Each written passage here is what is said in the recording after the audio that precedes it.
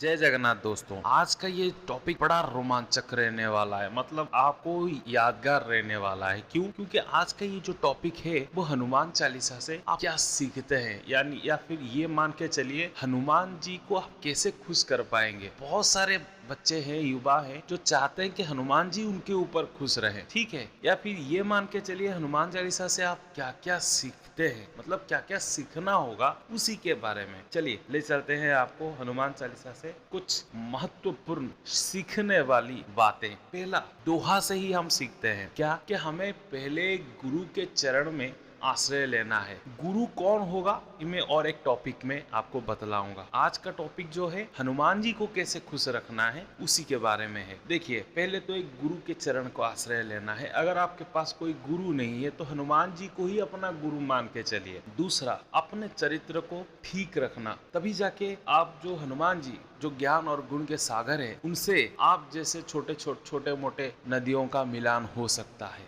अपने चरित्र को ठीक रखना। तीसरा, सभी प्रकार के बल के होते हुए भी राम जी का सेवक बने रहना। जितने जितने चाहे विद्वान आप मान लो अपने आप को, आप किसी भी विद्या में पारंगत हो सकते हैं, लेकिन आप हर वक्त अपने आप को उस विद्या का विद्वान ना मान के राम जी का ही सेवक अपने आप को रिप्रेजेंट कीजिए, तभी जाके हनुमान जी आप पे खुश रह सकते हैं। कुबुद्धि दुर्बुद्धि वालों से दूर रहना, मतलब उनका संग को त्याग करना, सुबुद्धि वालों के साथ संग करना। पांचवा, हर वक्त राम जी के लिए ही कार्य तत्पर रहना। राम जी के मंदिर में क्या क्या जरूरी सामग्री चाहिए, राम जी के लिए क्या क्या करना है, उसी के लिए तत्पर रहना। छठा, राम जी के चरित्र को सुनने में आसक्त होना, जैसे कि रामचरित्र मानस, उसी को पढ़ने में रुचि रखना, उसी को सुनने में रुचि रखना। सातवां, राम जी के लिए जितने छोटे बन सकते हो, यानी छोटे से छोटे काम के लिए भी राम जी को मान के करना। जितने सारे छोटे मोटे काम हैं, एक उदाहरण के तौर पर हम देखते हैं कि अगर कभी राम जी के लिए आपने एक बड़ा भोज आपने आयोजित किया है, अगर उस कार्य में आपको लोगों के मतलब जो खाना जो खाते हैं जिस थाली पे, उस थाली को भी उठाना पड़े तो भी उस कार्य के लिए आप कुंठित मत होना, यही हनुमान चालीसा आपको सिखलाता है, ठीक है।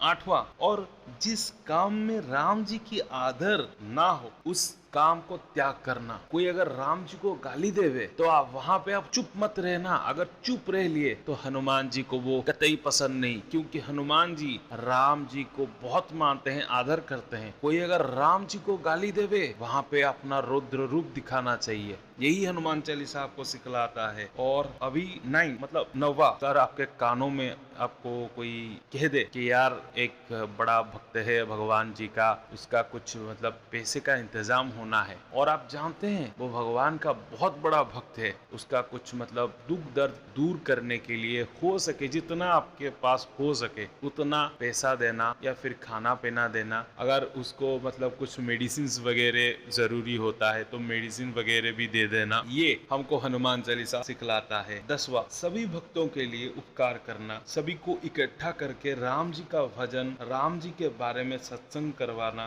राम जी के पद कमलों में सभी को आश्रय लेना, मतलब लेने के लिए कहना और खुद भी लेना, ये जरूरी है। ये मतलब मैंने तो अभी ये हमारा पार्ट 1 चल रहा है, पार्ट 2 हम फिर से लेके आएंगे। मतलब ये 10 जो बातें हमने हनुमान चालीसा से सीखते हैं, ठीक है। अभी और 10 हैं, वो पार्ट 2 में हम लेके आएंगे, क्योंकि ज्यादा वीडियो थोड़ा ज्यादा मतलब लंबा हो जाएगा, वो हम नहीं करेंगे। ये जो 10 बातें मैंने आपको बताया है ना, ये सभी 10 की 10 बातें आपको हनुमान चालीसा में मिल जाएगा। दोहा से लेके हनुमान जी के जो रामचरित्र सुनिवे को रसिया, ये जो चौपाई मैंने आपको मतलब श्री गुरु चरण से लेके दोहा से लेके चौपाई तक, जो चौपाई मैंने अभी बोला मतलब रामचरित्र सुनिवे को रसिया, इस चौपाई में ये सभी बातें आपको मिल सकता है। अगर आप गौर से उसे पढ़ेंगे तो ये 10 की 10 बातें जो हनुमान जी को खुश कर सकते हैं, जो हनुमान चालीसा से हम सीखते हैं और हनुमान जी को खुश करने में लगाते हैं, ठीक है। ये 10 की 10 बातें अगर आप मान के चलेंगे और करेंगे तो हनुमान जी आप पे बहुत खुश होंगे। और याद रखना,